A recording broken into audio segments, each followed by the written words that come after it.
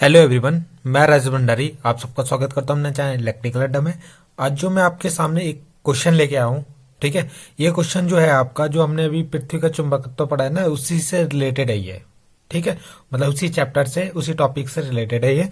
तो इस न्यूमेरिकल में क्या है, जैसे कि बोला है कि किसी स्थान पे पृथ्वी के चुंबकीय क्षेत्र का ऊर्ध्वाधर घटक, आपको पता है चुंबकीय क्षेत्र के हम यहाँ पे दो घटक लेते थे, एक ऊर्ध्वाधर घटक और एक क्षैतिज घटक। तो जो ऊर्ध्वाधर घटक है वो क्षैतिज घटक का क्या है, √3 गुना है। तो इस स्थान पर नति कोण का मान ज्ञात कीजिए। तो नति कोण यानी आपको थीटा निकालना है, ठीक। तो कैसे निकालोगे, तो मैंने ये फॉर्मूला लिखा है यहाँ पे से, tan theta equal to V/H होता है।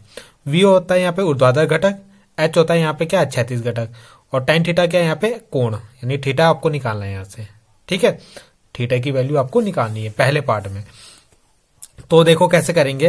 तो इसने क्या बोला है कि जो ऊर्ध्वाधर घटक है यानी V को हम ऊर्ध्वाधर घटक बोलेंगे, वो क्षैतिज घटक का √3 गुना है, यानी √3 की मल्टीप्लाई कर देंगे किसमें, क्षैतिज घटक में, H पे यानी हॉरिजेंटल पे। तो ये किसके बराबर आएगा, ऊर्ध्वाधर घटक के बराबर आ जाएगा। तो ये वैल्यू रख दो यहाँ पे। तो tan थीटा इक्वल टू कितना हो जाएगा, ये सब फॉर्मूले मैंने पहले पिछली वीडियो में आपको लिखवा रखा है, ठीक है।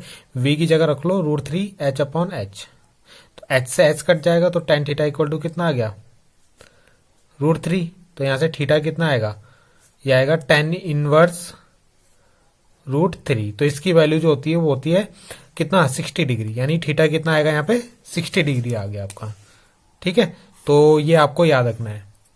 तो इसका फर्स्ट पॉइंट जो होगा वो आपको समझ में आ गया होगा किस तरीके से हमने किया है।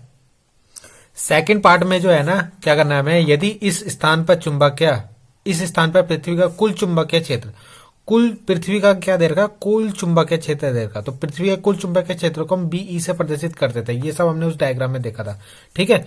तो ये आप इसका, अगर इसके बारे में आपको अच्छे से पढ़ना है तो पिछली वीडियो में जाके आप देख सकते हो, ठीक है। तो यहाँ पे कुल चुंबकीय क्षेत्र जो दे रखा आपको BE कितना दे रखा, 0.5 गॉस, ठीक। और आपको पृथ्वी के चुंबकीय क्षेत्र का क्षैतिज घटक निकालना है। अब आपको क्षैतिज घटक निकालना है, यानी H निकालना है। तो आप क्या कर सकते हो, इन दोनों में से कौन सा फॉर्मूला लगेगा, आपको पता है ये वाला फॉर्मूला लग सकता है, क्योंकि BE की वैल्यू दी है। तो इसको यहाँ पे रख दो। तो BE की जगह रख दो यहाँ पे 0.4 इक्वल टू √V²।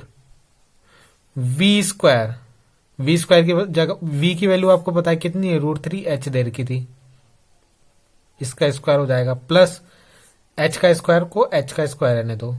तो आप जब इसको सॉल्व करोगे तो कितना आएगा, 0.4, यहाँ पे स्क्वायर करो, √3 का स्क्वायर कितना होता है 3, H का स्क्वायर कितना होता है H² प्लस H²। तो ये कितना हो गया, रूट के अंदर हो गई है 4H², ठीक है। तो ये बताओ, यहां से अगर रूट से जब बाहर आना है तो ये कितना आएगा, एक तो 2 आएगा बाहर, और 2H में से एक H आएगा, ठीक। तो H की वैल्यू यहाँ कितनी आएगी, 0.4/2। तो इसे काटो, 0 और 2 2 जा 4। तो यानी जो H की वैल्यू आएगी वो कितनी आ गई यहाँ पे, 0.2, ठीक है। और इसको भी G लिख देते हैं, ठीक है, यूनिट इसकी। तो इस तरीके से इसका सेकंड पार्ट भी आपका हो गया। एक मिनट, सॉरी आपको दिखा नहीं होगा तो मैं आपको दोबारा एक बार समझा देता हूं, ठीक है।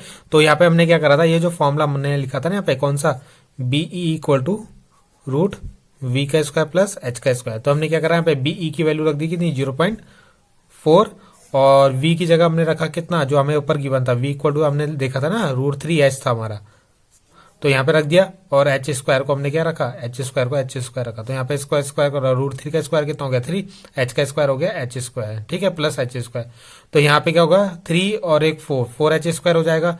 इसका रूट हटाओगे तो ये कितना बच जाएगा 2, और ये कितना जाएगा H, यहाँ से H कितना आएगा, इसके डिवाइड में जाएगा तो 0.2 आएगा, 0.2 G हम इसको लिख सकते हैं। तो इतना हमने इस वीडियो में करना था, दोनों पार्ट इसके खत्म हो गए। तो आई होप आपको समझ में आया होगा। Thank you.